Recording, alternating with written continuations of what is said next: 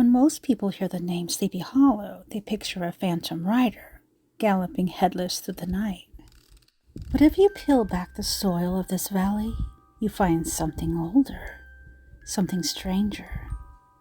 Hidden under the roots of its stories is a second legend, one of a woman who lived apart from the villagers, a woman whose name was whispered in both gratitude and fear. Her name was Hulda. They say she was a witch, and that her ghost may still haunt the woods. The Hudson Valley in the 1700s was a place caught between wilderness and settlement. The forest was vast, the nights endless, and superstition ran like blood through the veins of the Dutch settlers. Deep within these woods, near a crag of stone known ominously as Spook Rock, lived a solitary figure, Hulda. Her hut was a little more than a crooked shack with a sagging roof and smoke that curled upward even in the summer heat. From its rafters hung bundles of herbs that villagers swore gave off strange smells, bitter, sharp, and sweet all at once. By day, she could be seen moving silently among the trees, gathering roots and leaves that no one else dared to touch. Mandrake, vervain, boneset, plants whispered to hold both healing powers and dark curses. Children were warned to stay away from her. Wives crossed themselves when her name was spoken, but when sickness struck, and when no other cure could be found, baskets of herbs would appear on doorsteps in the dead of the night, always left without a word, always vanishing before dawn. To the villager, she was both necessary and terrifying.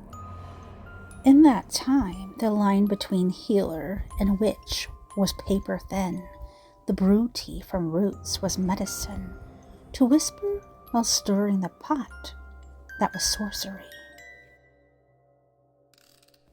They said Hulda could talk to the dead. They said the wind stilled when she walked. They said her shadow lingered longer than her body. But for all the suspicion, no one could deny her skill. Coughs eased, fevers broke, wounds closed after herbs touched them. Yet the church shunned her. Hulda never sat in its pews. She never joined the townsfolk at their gatherings. She lived outside their world, alone in the darkness, wrapped in rumor.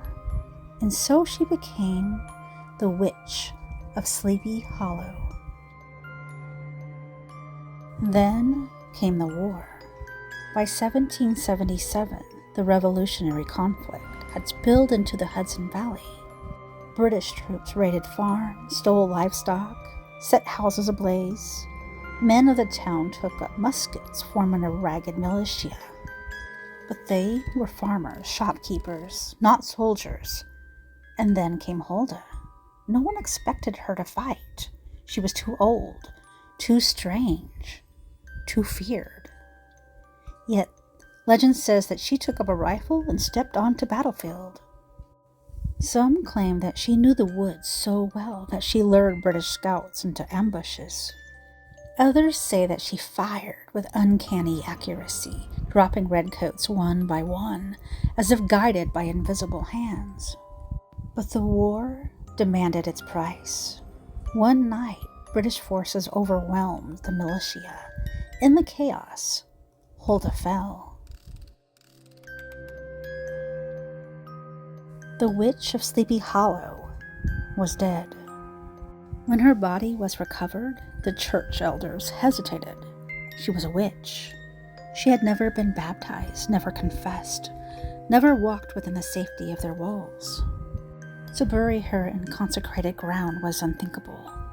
But the militiamen who had fought beside her refused to turn their backs. They had seen courage. They had seen her fire her rifle until the very end. She was one of them. And so, in a very moment of defiance, They buried her in the hollowed yard of the old Dutch church of Sleepy Hollow. But her grave was left unmarked. No stone, no epitaph, no name. She was both honored and forgotten. The villagers soon whispered that Hulda did not rest easy. They claimed that on stormy nights, when lightning lit the forest, a figure could be seen moving along the ridge of Spook Rock. A woman in rags, herbs dangling from her belt, carrying a musket that gleamed like fire in the rain. Others swore they heard baskets being placed at their doors, long after Hulda was in the ground. No footsteps, no shadow, just the soft creak of wicker on wood. And in the old Dutch churchyard itself, visitors said they felt watched, not by the headless horseman, but by something quieter. A woman's eyes, sharp and unblinking, studying them from behind the crooked stones. Even Irving, in the legend of Sleepy Hollow, described the valley as bewitched, filled with dreams and phantoms. Many believe Hulda's story was part of that air, the unseen spirit that made Sleepy Hollow a place where even the most rational mind could not escape visions.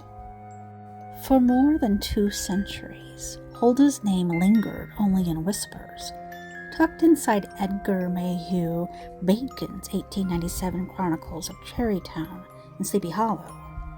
She was preserved only as a rumor, half forgotten in the shadow of the horseman.